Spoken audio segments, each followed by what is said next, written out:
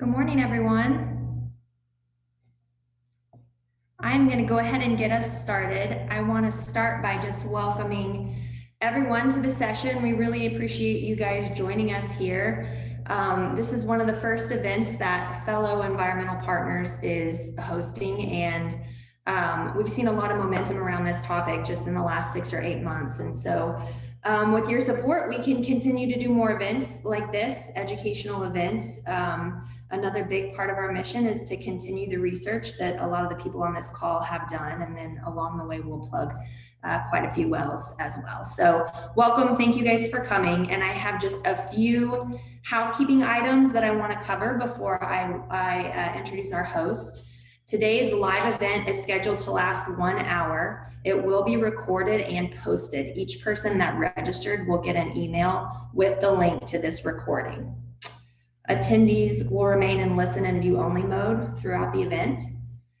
We can use the Q&A window to ask questions as you think of them, and audience submitted questions will be answered in the second half of the event. I think that's it. Thank you so much for joining us today. If you have any questions, concerns, you're welcome to email info@fellowenviro.org for more information. And now to introduce our moderator, Taylor. Taylor Shinn is an Oklahoma native. He has a marketing degree from OSU. He started his career at Chesapeake Energy in a corporate development role and had the very fortunate experience, I would say, of living through some of the most exciting times as Chesapeake really led the US shale revolution.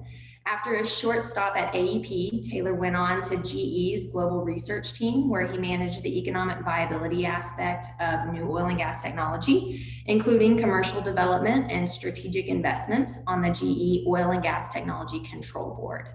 At GE, Taylor worked in financial analysis, business development, M&A efforts, and he rose to a leadership position driving corporate strategy with a focus on support for organic growth versus inorganic progress within the GE portfolio. He was the global business program manager for oil and gas technology, which is a mouthful, but he deserves every bit of it. When Baker Hughes spun out of GE in 2017, I believe, Taylor became the vice president of ventures, strategy, growth. All were one at different times along his career path, and he spent his time most recently on digital solutions, including solutions for monitoring fugitive emissions for the full life cycle of oil and gas wells. Very important stuff that Baker Hughes and Taylor is doing. Taylor's a great host for this panel because of his spectacular resume that I kind of listed out for you, but also his ability to work that experience into a marketing perspective that the industry often finds itself up against. In my experience with Taylor, and like most of my experience with oil and gas folks, he is truly, truly interested in the social and environmental aspects of what we do on a daily basis. And he believes that progress and solutions can come from within the industry, can and should come from within the industry in partnership with scientists like those people you'll hear from today. So I am very proud to introduce a brilliant industry representative into this conversation, Taylor Shinn, as our host today. Thank you, Stacy, and again, appreciate the background and the introduction. As everybody's here, you didn't join the webinar to hear about me. You certainly wanted to hear from the experts themselves. So I'm first of all honored and humbled to be hosting and moderating this panel. I really appreciate both fellow environmental partners and Stacy and Brooke for asking me to come moderate this. And again, I look forward to the many more webinars and sessions that fellow host. As Stacy articulated, I'm joining this from a perspective of having been working for about 10 years with a leading producer of natural gas to then shifting to the energy technology side where I am today. It's really all about collaboration and working together and working with everybody involved, because for us as a society, for us as a country and as the world, we've got to continue to ensure we're making progress and we're finding solutions together and collaborating along the way. So what I'm going to do is I'm going to introduce you to our three esteemed panelists. We'll go briefly into a background of each of them. I'll allow them to introduce themselves as well. And then we'll go into obviously some topics. And as Stacy said, there'll be options for Q&A, and we'll towards the end of this hour session, we'll address some of those questions. And I'll pick and choose and be able to drive that towards the panelists themselves. Just want to say, first of all, I hope everybody's staying safe and healthy. And I know it's been a crazy year for everybody, but I'm glad we're able to connect, albeit virtually. And really good morning and good afternoon or good evening, depending upon where in the world you're calling in today. So thank you for joining us. So I'm going to start just as I see him on the screen. I want to first introduce Daniel Raimi.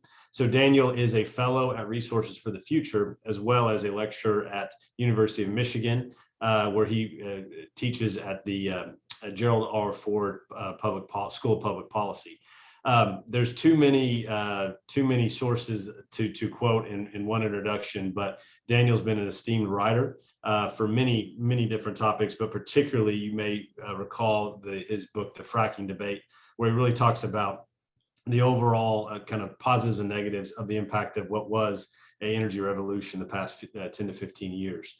And so, again, Daniel's a incredible expert that we'll look forward to hearing from. Daniel's hails from Michigan or DC, depends on where he is in that particular week, but we appreciate you joining us today, Daniel. Thank you. Next, I want to talk about Amy Townsend-Small. Amy is a professor of environmental science at the University of Cincinnati. She has, again, I feel privileged to be introducing these team members because she's had over 40 articles in atmospheric greenhouse gas, methane emissions, you name it. She's been focused on it.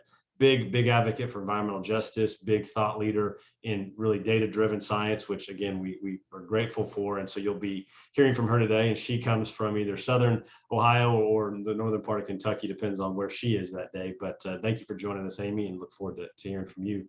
And last, but certainly not least, David Lyon. So David is a senior scientist at the Environmental Defense Fund. As many of you know, EDF has been a leader in really getting ahead and being a thought leader in this space for some time. So we're blessed to have David with us. David got his PhD in environmental dynamics from the University of Arkansas and has spent some time at the Department of Environmental Quality of Arkansas, as well as many other roles. But again, another thought leader in this space that we're fortunate to have. So David is either in Austin with EDF or back home in Arkansas. So David, appreciate you joining us. And with that, let me just ask the panelists for a quick kind of warm-up introduction. Daniel, can you just give us a quick background, anything I missed, but also just a little bit on Resources for the Future? Yeah, thank you, Taylor. And thank you for everyone who's here in attendance. Thanks to my fellow panelists who I admire both of their work quite a bit. And great to be with you. So I'm a fellow at Resources for the Future. For those of you who don't know, RFF, we are an independent, nonpartisan research institution based in Washington, DC. Our mission is to improve energy, environmental, and natural resource decision-making through impartial economic research and policy engagement. So most of my work has been focused on oil and gas issues and the energy transition. I have colleagues who work on issues ranging from fisheries to forestries to climate change to hydrogen to you name it. If it's resources, then we work on it. So I think I'll stop there and I'll appreciate the other introductions as we hear them. Thanks. Thank you, Daniel. Amy, a lot of people I'm sure are familiar with the great work of the University of Cincinnati, but maybe a little bit more color on your program and just where you've really kind of made a name for yourself in the space. I work at University of Cincinnati. It's a state university, couple 10,000, 40,000 students. And I have been working on methane emissions from oil and gas systems, but also other types of methane emissions, such as from lakes and the Arctic ecosystems for the last decade or so. And in 2012, I published the first paper that showed that methane emissions from oil and gas systems were higher than what anyone ever thought. And that sort of catalyzed a whole national and international research area around fugitive methane emissions and led to many new studies with Environmental Defense Fund and collaborations with people like David. And David and I worked together on the first nationwide study of methane emissions from abandoned wells, which we'll talk about more today. And we published that in 2016 and then worked with EPA to incorporate that into the National Greenhouse Gas Inventory. Wonderful. Thank you. And I think the audience can see why we're glad to have you on this panel. So thank you. And then last, David, just a little bit on EDF. I think a lot of people are familiar with EDF, but just again, a thought leader in the space. And I want to do it proper justice by letting you give a little bit more context. Great, thanks, Taylor. Yeah, EDF is a nonpartisan, nonprofit environmental advocacy group. We have about 2.5 million members worldwide and 750 staff.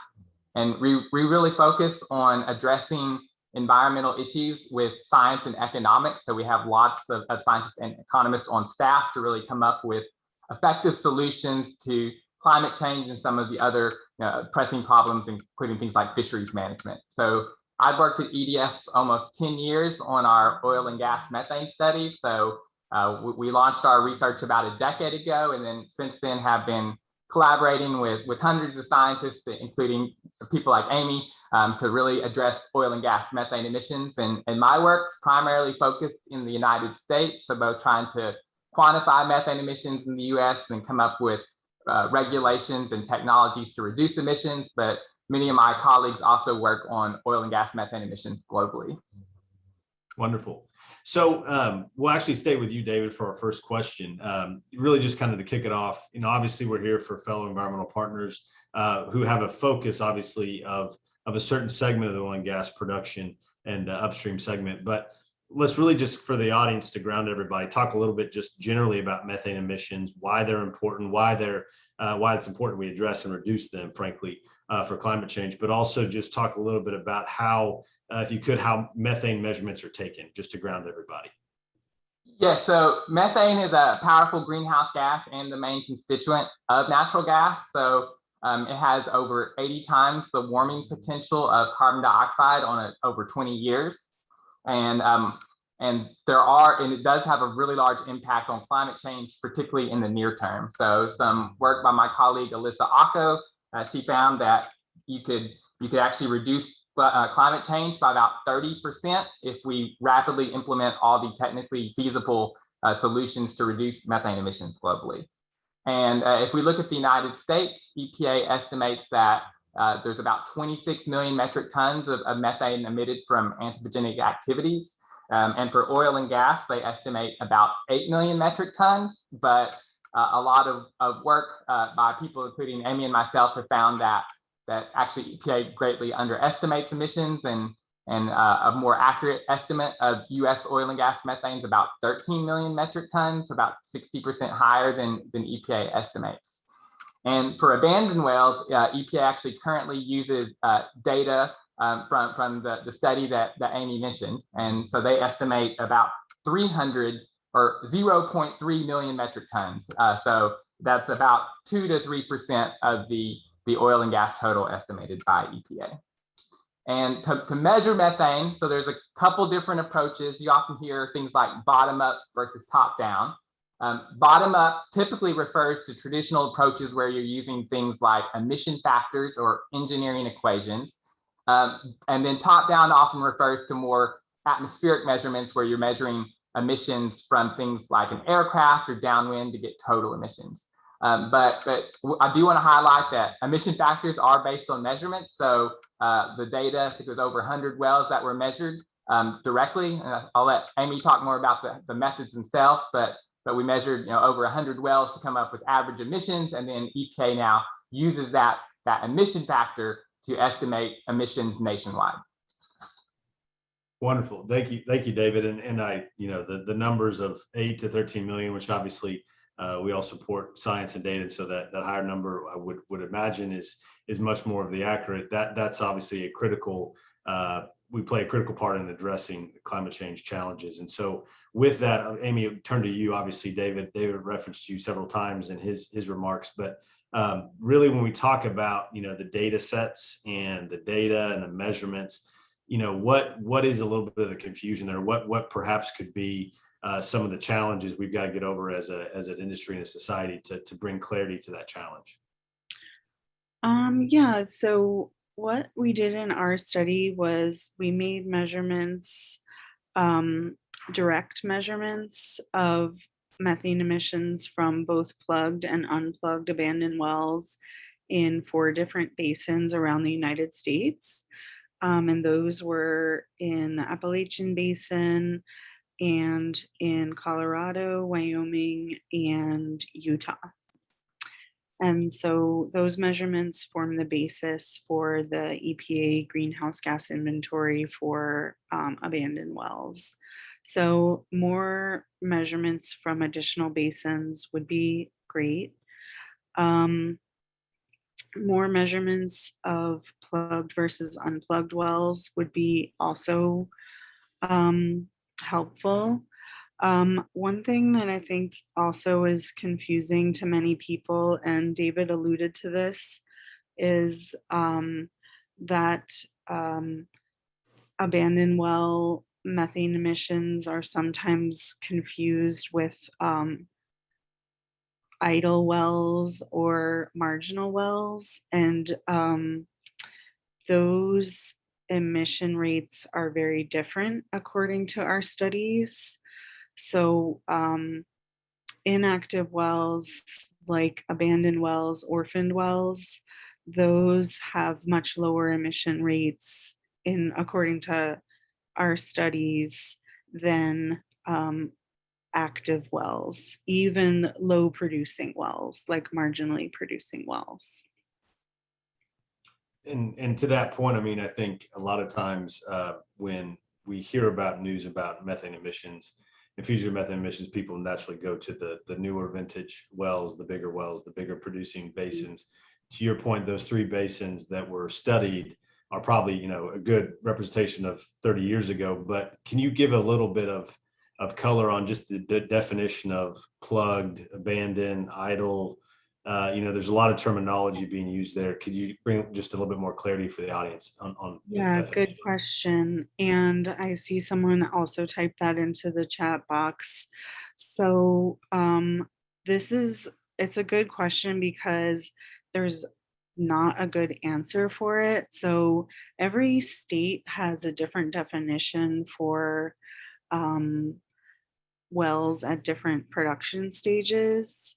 And I'm not sure if I'm even the best person to answer this question. I work in Ohio mostly, and because that's where I live. But that state, for example, has very different categories for wells at the end of life than Kentucky, the adjacent state.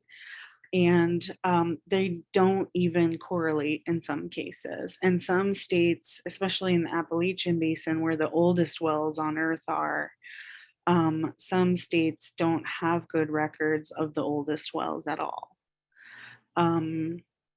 But I would say an idle well is often a well that may be not plugged, and an abandoned well is often, for scientists, we often think of it as a well that's plugged, but oil and gas companies also have a different definition too. I don't know, Absolutely. David, if you want to add something to that. Well, maybe that may be actually a good segue. So I'm going to go to you, Daniel.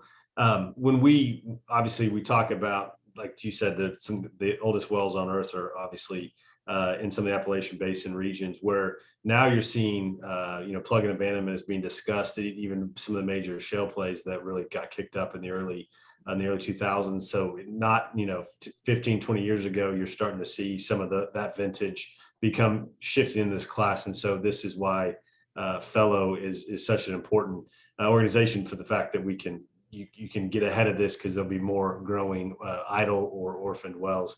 So Daniel, let's talk a little bit about, you've spent a ton of time on really the economic impact, the challenges, the overall kind of just major stimulant that the oil and gas segment is to the economy. And there's positives and negatives, of course, with anything, but let's talk a little bit about, really kind of frame out what are the economics and costs of plugging a well, and how regulated is that process? Yeah, so maybe one more term to define before going on would be orphaned well.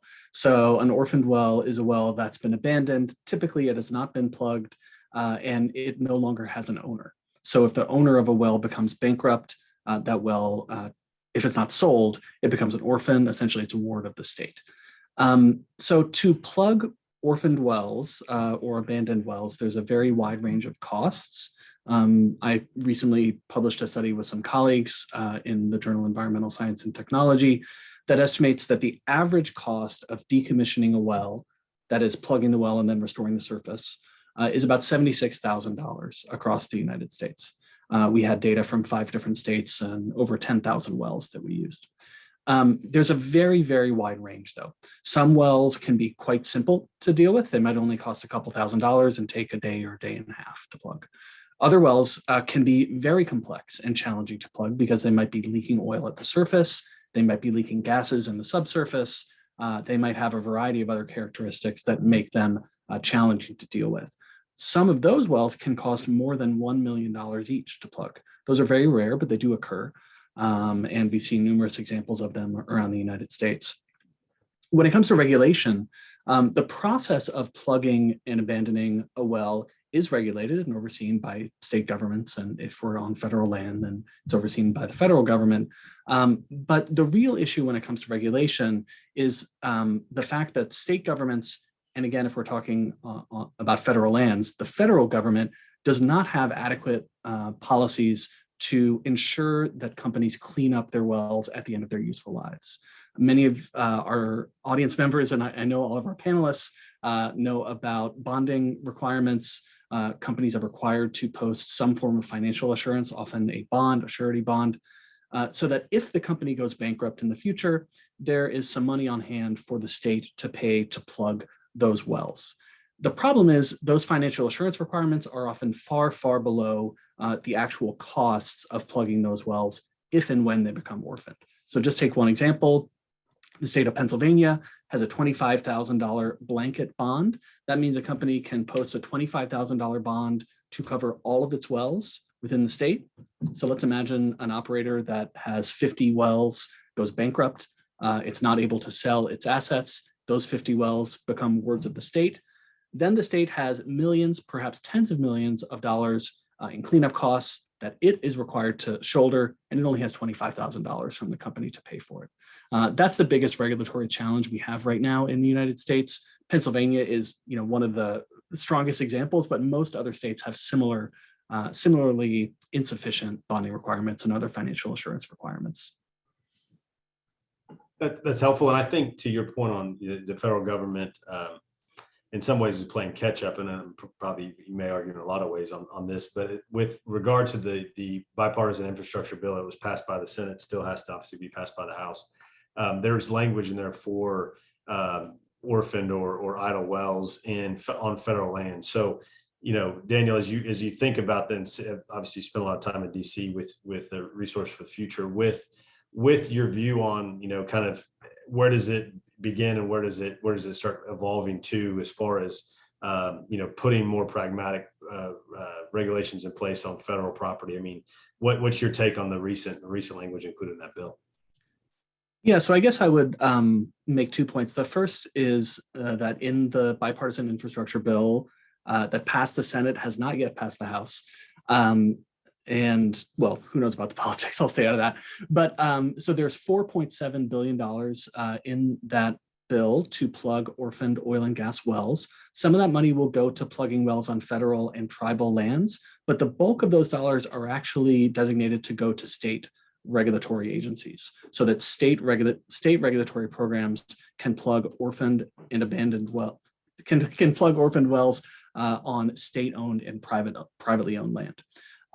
One of the nice things about the language in that bill is that it actually incentivizes states to update their regulations to enhance their financial assurance requirements.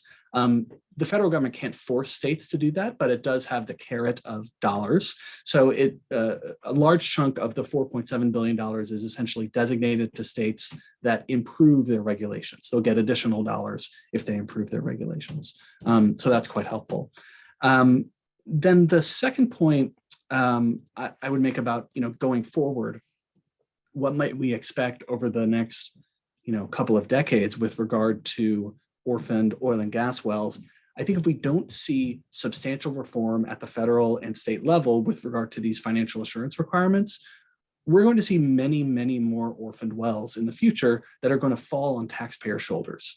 And I think any analyst of the industry, and hopefully industry itself, would support the idea that the companies that build these wells, that operate these wells, they should be bearing the cost of cleaning them up at the end of their lifetimes, and not the taxpayers. Because right now, those $4.7 billion that are going to plug wells, those are taxpayer dollars. And it doesn't make sense for the public to be cleaning up private messes. Thank you. Great context. And I think to your point, we'll stay out of politics, but hopefully there's some pragmatic solutions coming to help address this. So thank you for that, Daniel. Looking at the Q&A, I do want to come back to a question that was posed about technology and how do you find it, but we'll pause that one for a second, because I do want to come back before we talk about technology, really to Amy, you and David. Perhaps you guys can both tag team this one, but really we talk about data quality issues and if you're taking only a subset of a handful of wells, that's the data fidelity may not be there. So let's just kind of speak a little bit to the process, and there's a lot of parties I'm sure working on it, but where do you guys see some roads of progress that we can really be focused on, or recommendations you would have to really improve what is, from your comments, appears to be more of a data quality issue? Yeah, maybe I can start with just kind of representativeness of data. So first is getting more measurements. I think we do have a pretty good sample size from several basins, and most of them have shown consistent results that most abandoned wells tend to have very low and even kind of non-detectable emissions, but there is a small number that have much higher emissions, but even those emissions tend to be substantially below some of the higher emitting active wells. So it would be kind of maybe getting data from other basins that have not been studied to see if that pattern still persists. And then, eventually seeing if there's changes. So we, collect kind of snapshots of emissions, and those are used by EPA's emission factors. But if things change, if the emissions go down, making sure we collect new data to show those differences. I would say another thing that would be useful to study, especially in the Western United States, and something that I've heard from many residents there, is how abandoned wells are affecting groundwater. That seems to be a primary concern of many people that live in oil and gas drilling areas, but there's less studies on that than there are of methane emissions. I think that would be a very useful area for future studies. And maybe, I know this wasn't directed to me, but to piggyback, No, please, yeah. A third area that we could really benefit from having additional information on is non-methane air emissions, particularly in populated areas like the Los Angeles basin. There's very limited data that I'm aware of on non-methane air emissions that could pose a risk to people, particularly if they live close to wells. Great. And again, it's I'll shift back to the technology question from one of our audience members. As Stacey gave you my background, we're addressing, what technology can be applied, and Baker Hughes obviously has a very large program and offering in emissions, but so much of that's focused on the newer wells and newer vintage wells that are the large producers. And I think a lot of times we as an industry need to make sure we tell our story that no one wants emissions, right? You want to reduce as much as possible, primarily because methane is a product that we're exploiting and commercializing. So that's a big focus of industry, is the new wells, the large production. But yet, to the question from our audience, these small wells, whether Orphan, idle, soon to be plug and abandoned, they're on the list to be plug and abandoned. That's, very rarely do you have a pumper making routes and being on site to check. What, for all three of my panelists here, what technologies do you see that could be, if you're talking about the $4.7 billion, what could be more directed from the federal government or from industry as ourselves to drive technologies that you think could be adequate in detecting some of these small volume leaks that are coming, from many wells? I mean, I would say that there are existing technologies that could be used in Colorado. I think maybe the only state that requires quarterly leak detection of active wells, not abandoned wells. And I think that most companies probably use infrared cameras. There was another question. So is there some way to scan for methane emissions from a distance? I think that's what most people do. If you haven't seen these videos of, they're usually called FLIR cameras. You can hold the camera up and it's a way of looking at methane through a special camera. They're very expensive, but once you have one, you can use it. It's a real-time monitoring system. Because abandoned well methane emissions are smaller than active wells, they're still harder to see through the camera. There was another question in the Q&A about monitoring, and there are no regulations around methane emissions from abandoned wells, even in Colorado, which would be like the most tightly regulated state for methane emissions. Maybe California may have some methane emissions regulations for oil and gas as well, but I don't think they do for abandoned wells either. So there's no, as David mentions, there's no long-term monitoring of methane emissions from abandoned wells at all. We don't know whether the emissions change over time. So that's an area for future study. Thanks. Yeah, and I can maybe mention a couple of technological advancements. So there are two emerging approaches. One is continuous monitors, so setting up sensors at a site and then measuring the methane, and then often using some kind of algorithm to come up with the emission rates. So there's a lot of work in this, but most of the approaches that are commercially available are still pretty uncertain and often don't get the low emission rates, and they often cost $1,000 or more per site. So maybe out of the cost range of abandoned wells, but I think as there's advances as they're applied to active wells, they get more applicable. And then another approach is things like aerial and satellite screening. So you can basically use optical approaches like the camera, but look down at the ground and then image methane. So that approach is very effective for, you can sometimes survey hundreds or thousands of sites in a day. EDF just partnered with Carbon Mapper and did 2 weeks of surveys in the Permian and found over 900 large methane plumes. I think maybe at least one of those was from an inactive well, probably not a plugged well, but a more like temporarily shut in well with a valve that was leaking. But I think as those approaches improve and get lower detection limits, hopefully they will at least be sensitive enough that they can find the highest emitting abandoned wells. Yeah. Those are all great points. Maybe one more thing that I'll add, I actually see that we have Natalie Peckney in the audience, who is the real expert on this. So I'll point you to her work at the National Energy Technology Laboratory.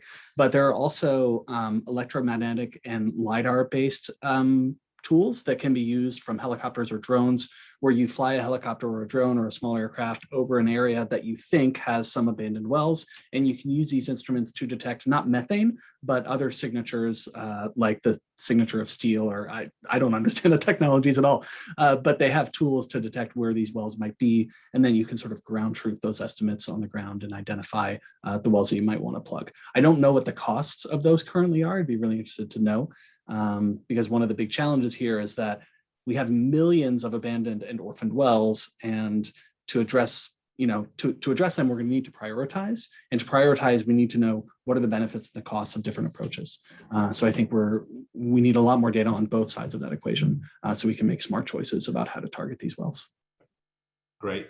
And I think to David's point, he shared too, is as the current, as the wells that are in their first 5-6 years of life that you would imagine is really the higher producers today, there are very low cost, high quality continuous monitoring systems. So the hope is, as industry continues to work together and with technology providers, ensure that as they become longer, the older life wells get into the more marginal production, get into the plug and abandonment area, that you would have continuous monitoring come through. And so really, I think what Daniel just talked about as well is how do we really attack and prioritize those wells that didn't have the luxury of having effective SCADA and instrumentation on their wells to enable this from the 80s, 90s, and early 2000s. So my hope is that we can continue to provide that as an industry and ensure that the next 30 years are taken care of. But I think, just to reiterate David's point, there's a lot of aerial-based, tech continues as it naturally would every year to get better and better and lower costs as economies of scale develop. So we're hopeful,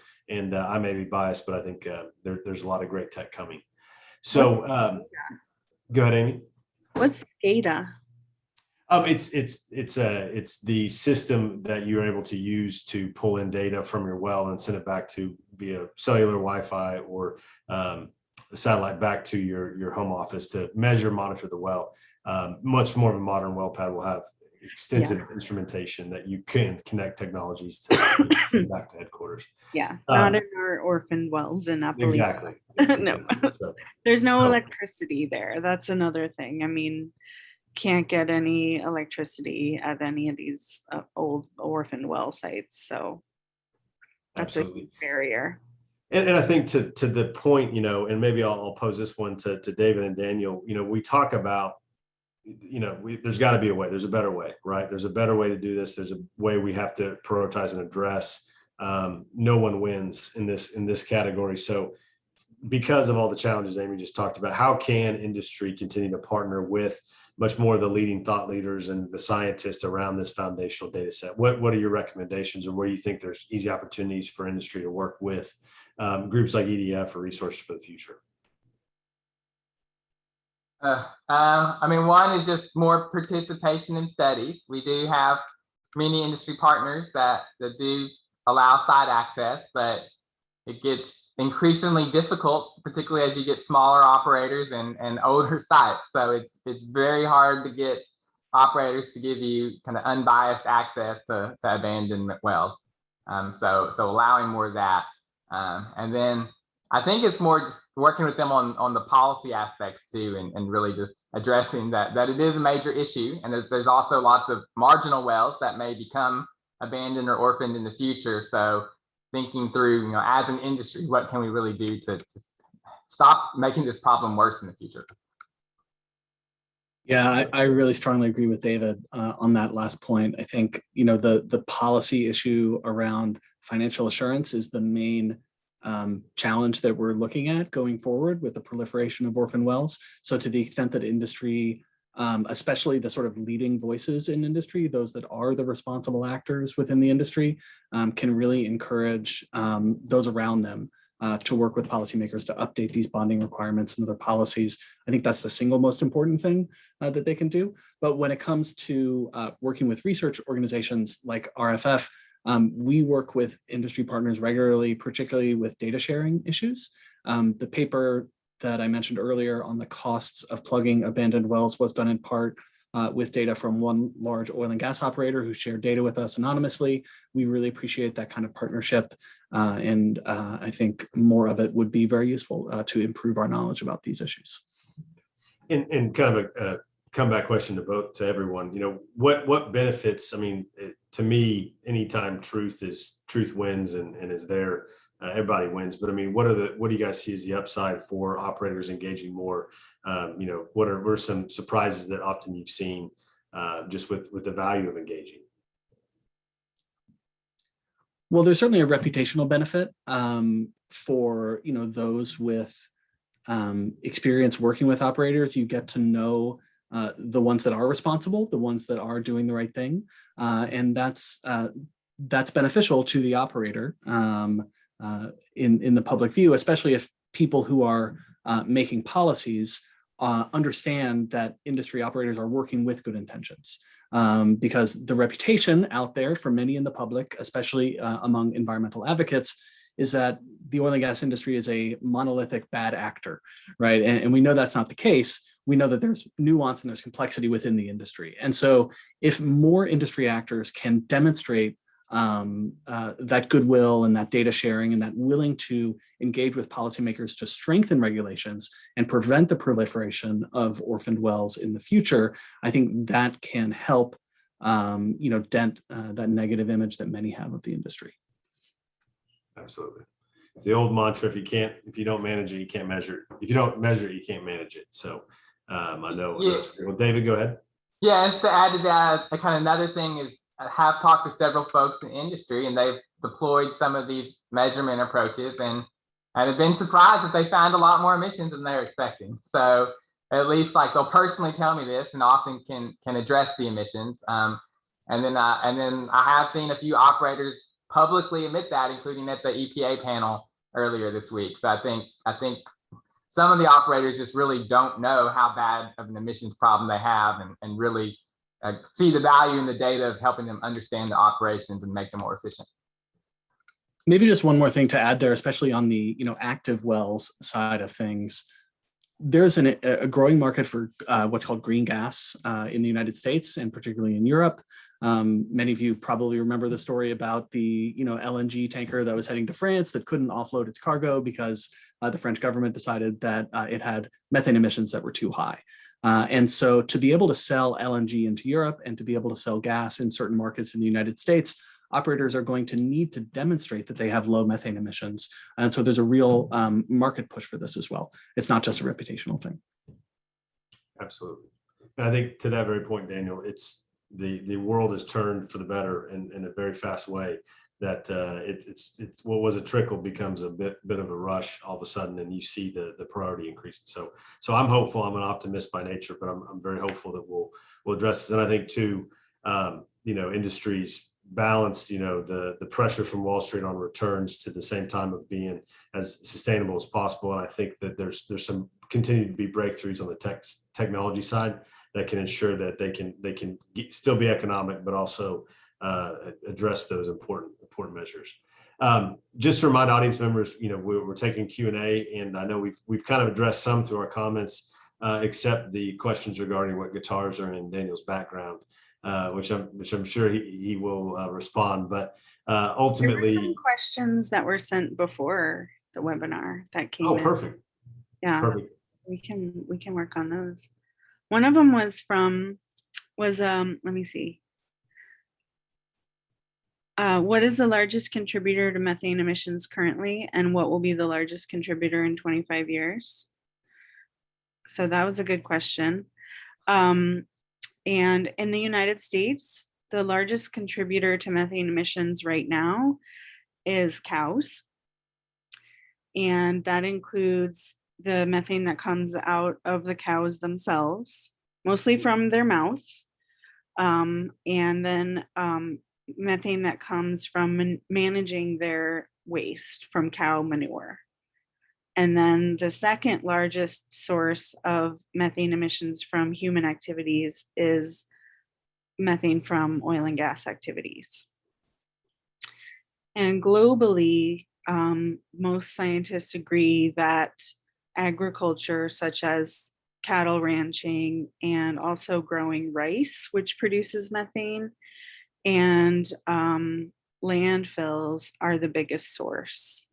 But the reason so many people think about oil and gas when we talk about methane emissions is it's really one of the easiest ones to fix. And I think that David mentioned that right at the beginning, because the methane emissions from oil and gas systems have a market value, and there's engineering solutions to fixing them, which is not really the case for cattle methane. Do you agree with that, David? Yes, I mean, not getting too controversial, the only really solution there is reducing the number of cattle. So. Well, right. That's a hard one. People like their ice cream. I like my ice cream too. And I will mention that there actually are some studies that have been going on to try to reduce methane emissions from cows by changing the things they eat and other things like that. Those are, I think, in the pretty early stages, and hopefully we'll have some progress on that front as well. In terms of where we'll be in 25 years, I hope we'll be reducing our methane emissions, but the Earth's population will be growing. And what I tell my own undergraduates is that the more people in the developing world that eat ice cream and hamburgers, they're never going to say, well, that wasn't for me, right? They're going to want more. So agricultural methane is definitely growing fast. And then another thing that's happening with methane is the hotter and wetter the earth gets, which is what happens when the temperature rises, natural emissions of methane go up as well. So things like the earth warming up in the north and the wetlands in the tropical regions, they also emit more methane when the earth gets hotter. So that's what makes methane kind of fun to study, but also a little scary. Certainly. Just got a good question in from the audience, and maybe I'll tee it up first, Daniel, for you, and then David and Amy, you can supplement. But MC Silva said, can you talk about the social cost of methane in relation to this challenge? What's it cost now, may not in the future. To me, that it really could be the biggest eye opener for everybody. So it's more of the social impact of it. Yeah, so the social cost of methane is being updated as we speak. So the Biden administration issued interim updates of the social cost of carbon and the social cost of methane several months ago. Those interim estimates, I believe, put methane at about $2,000 per ton in the year 2020. So the social cost of methane is far higher than the private cost of methane, which is to say that it's often in companies' interest to plug leaks, right? When it costs $2 or $1 an MCF to plug those leaks. But if it costs $5 to plug a leak or $10 per MCF to plug a leak, industry might not do it. However, it's often in society's interest to plug those leaks because the damages to society from climate change primarily are much higher than the cost of actually plugging those leaks. So this is a long way to say that there is a strong justification for government regulation on methane emissions, whether that's through some kind of regulatory standard, whether it's through a methane fee that's been discussed in some circles recently. I think either of those would be welcome solutions. The last thing to say about social cost of methane and social cost of carbon is that these are highly uncertain estimates. Essentially, what you have to do to estimate the social cost of carbon and the social cost of methane is make an estimate for population growth over the next 300 years, make an estimate for GDP growth over the next 300 years, and then estimate all of the damages from climate change over the next 300 years, right? How high will sea level get under a certain emissions scenario? How much damage to the agriculture sector will be caused by rising temperatures? How much damage will be caused by storms, by heat-related mortality? It's an enormously complex undertaking to estimate this number. Resources for the Future actually has an entire initiative devoted to updating and improving the social cost of carbon. So the short answer is $2,000 per ton of methane, but there's a wide range on either end, and it could go up significantly as we get more data. Yeah. David, Amy, anything to add to Daniel's point? Okay, well, and again, it's not immaterial to say the least, and it's something we all, and I have hoped that the whole segment and the whole industry itself has awoken to this. So it's all about finding solutions. So maybe what we'll do, just kind of in closing, is I'll go around the horn for some closing thoughts. There's some posts on the chat of different things. We've got some esteemed colleagues in the audience who have done extensive work in this that Daniel put some links into. So I'd recommend everybody look at that. But really, when we come back to just go around the horn, Amy, what kind of closing thoughts do you have for the group today? I would say that I just joined the board of Fellow Environmental Partners this past year, and I think it's a great example of how industry is working with environmental intent, and it's been a great experience, wonderful experience. Stacy and Brooke are just fabulous to work with, and I'm really looking forward to what we can accomplish together. And this has been a wonderful experience as well. So thank you guys for hosting. Thank you, Amy. Absolutely. David, any closing thoughts? Sure. One thing I wanted to address, one of the audience questions about putting it in context. So I just did a quick calculation. So the EPA estimate of U.S. abandoned wells, I think it could fuel about 200,000 homes, so about 200,000 household natural gas usage equivalent. So really showing that it is a lot of wasted resources in addition to methane emissions. Kind of for my final point, if people saw my EPA panel, but I harped a lot on marginal wells. There's a very large number of marginal wells in the country, and they tend to have high methane emissions. And I think as particularly as things like green gas have more demands for lower emissions, that a lot of these marginal wells are going to need to be shut in. So I think it's thinking about that and then making sure that they're plugged properly, and then we can stop the problem before it becomes really bad and we end up with hundreds of thousands of orphan wells and even higher methane emissions. Great, thank you. And then last but not least, Daniel, any closing thoughts just for the audience? Sure, I would maybe offer two final thoughts. The first is in response to a couple of questions that I see in the Q&A, which is, what types of market incentives might there be for more private plugging and abandonment in the future? And I think the answer is there isn't much without proper regulation. I think we really need to get the policy right on this. Things like carbon offsets and nonprofit activities can be helpful, but they're not going to get the problem. I don't think they're going to be able to address the problem at the scale that it exists without meaningful policy reform.